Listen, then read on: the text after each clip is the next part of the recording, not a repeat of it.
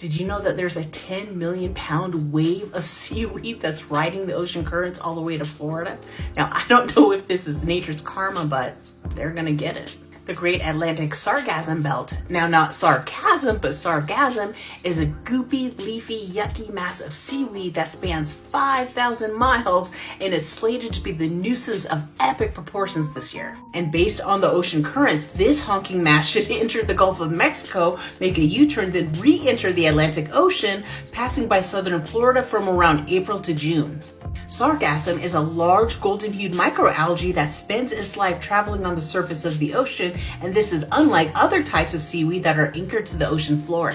Now, this has been an ever-increasing problem in the last decade or so for both businesses and beachgoers. I mean, when this stuff washes up, it can pile and pile up. I mean, look at that. And it can restrict access to things, and on top of that, it really stinks.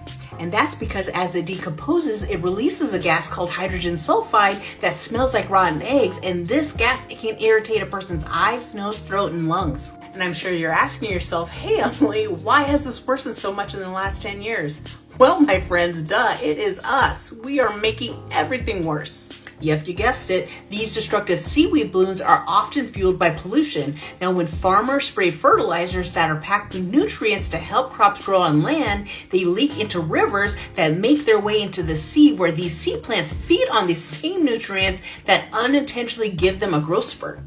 Anything in excess could harm an ecosystem, and this is no exception. These thick, tangled masses, they could smother and wipe out coral reefs and mangroves and all the creatures that live within them. And unfortunately, there's no quick, easy fix to get rid of sargassum, and any removal efforts would cost millions upon millions of dollars.